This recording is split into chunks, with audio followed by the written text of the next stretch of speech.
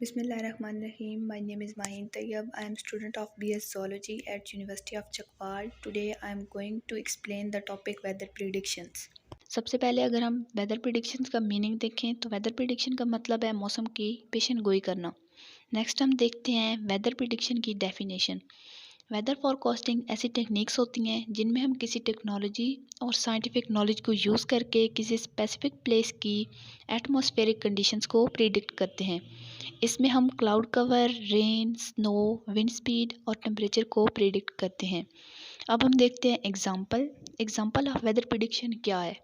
For example अगर हमारे पास एक डे सनी है और टेम्परेचर 87 डिग्रीज़ है तो हम वेदर फॉरकास्टिंग टेक्निक्स को यूज़ करते हुए ये प्रिडिक्ट कर सकते हैं कि हमारे नेक्स्ट डे का टेम्परेचर 87 डिग्रीज़ होगा और हमारा डे सनी होगा। अगर 2 इंचेस रेनफॉल होती है एक डे के अंदर तो हम वेदर फॉरकास्टिंग टेक्निक से ये प्रिडिक्ट करेंगे कि नेक्स्ट डे हमारे पास 2 इंचेस रेनफॉल होगी। अब हम देखते हैं weather forecasting tools. Meteorologist different weather tools को यूज़ करते हुए वेदर को प्रिडिक्ट करते हैं, जिनमें हमारे पास आता है Doppler radar, satellite data, radio sounds, automated surface observing systems, super computers and AWIPS। सबसे पहले है डॉपलर रडार। डॉपलर रडार क्या होता है? ये एक ऐसा इंस्ट्रूमेंट है जो कि इलेक्ट्रोमैग्नेटिक एनर्जी पल्सेस को एटमॉस्फेयर के अंदर सेंड करता है प्रेसिपिटेशन यानी रेनफॉल को फाइंड करने के लिए। उसकी मोशन और इंटेंसिटी को डिटरमिन करता है और उसकी टाइप्स को आइडेंटिफाई करता है कि वो किस फॉर्म में है, लाइक स्नो, रेन और hello.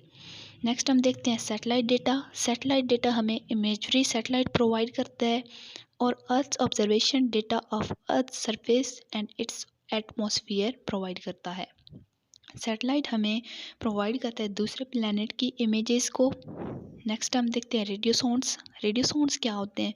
Radio sounds are battery powered telemetry instruments होते हैं जिन्हें हम एटमॉस्फेयर के अंदर भेजते हैं बाय वेदर बलून्स। ये किसको मेजर करते हैं? Altitude, pressure, temperature, relative humidity and wind को। अब हम देखते हैं automated surface observing system ASOS detect significant meteorological changes. Meteorological changes को डिटेक्ट करते हैं। मेट्रोलॉजिकल चेंजेस कौन से होते हैं? मौसमियाती तब्दीलियाँ। सुपर कंप्यूटर्स नेक्स्ट हमारे पास आ जाते हैं। Super computers NWS national weather services.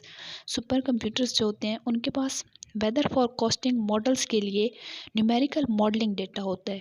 Super computers सारे ऑब्जर्वेशनल डेटा को यूज़ करते हैं जो कि NWS कलेक्ट करता है।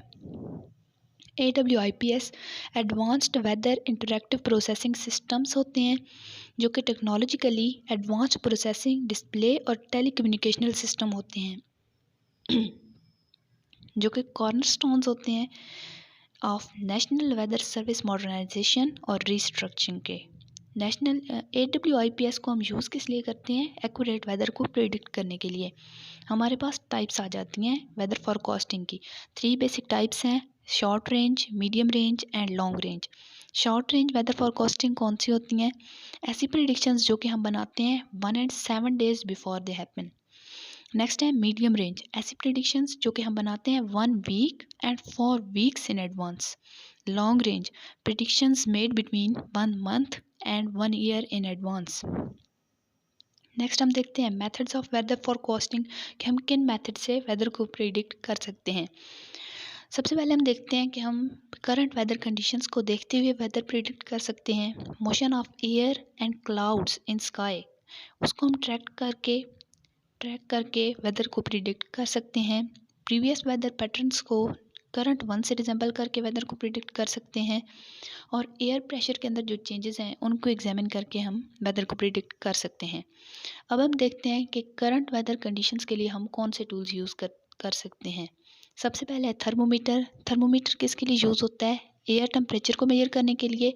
नेक्स्ट हमारे पास आ जाता है बैरोमीटर जो कि यूज़ होता है एटमॉस्फेरिक प्रेशर को मेजर करने के लिए। एनीमोमीटर किसके लिए यूज़ होता है? विंड स्पीड और विंड प्रेशर को मेजर करने के लिए। नेक्स्ट है हाइग्रोमीटर जो कि यूज़ होता है ह्यूमिडिटी को मेजर करने के लिए। Humidity means amount of water vapours in air. Last में हम देखते हैं एडवांटेजेस ऑफ वेदर फॉरकास्टिंग। सबसे पहले है कि ये किस लिए बेनिफिशियल होती है या इसके एडवांटेजेस क्या हैं। इमरजेंसी प्रिपेयर्डनेस, इमरजेंसी प्रिपेयर्डनेस के लिए कैसे है कि एक्यूरेट फॉरकास्ट जो होते हैं वो इंडिविजुअल को अलाउ करते हैं कि वो किसी भी स्वेयर वेदर इवेंट के लिए प्रिपेयर रहें। Agricultural planning for farmers weather forecast को यूज़ करते हुए प्लांटिंग और हार्वेस्टिंग के लिए प्लानिंग करते हैं। एविएशन एंड ट्रांसपोर्टेशन सेफ्टी में इंपॉर्टेंट रोल प्ले करता है, यानी एयरलाइंस और पायलट्स को ये वेदर के बारे में बहुत सी इंफॉर्मेशन प्रोवाइड करता है। एनर्जी प्रोडक्शन में बहुत ज़्यादा यूज़फुल होता है।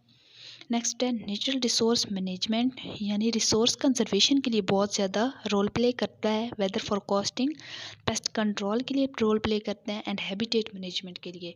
टूरिज्म एंड आउटडोर एक्टिविटीज़ की प्लानिंग में वेदर फॉरकास्टिंग का बहुत इंपॉर्टेंट रोल है।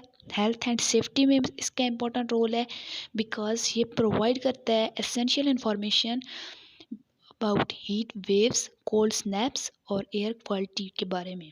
उसके बाद बिजनेस डिसीजंस में बहुत ज़्यादा ज़रूरी है। इंफ्रास्ट्रक्चरल प्लानिंग में इंफ्रास्ट्रक्चर प्लानिंग में किस तरह ज़रूरी है कि अर्बन प्लानर्स और इंजीनियर्स जो होते हैं वो वेदर फॉरकास्ट को यूज़ करते हुए इंफ्रास्ट्रक्चर को डिज़ाइन और बिल्ड करते हैं।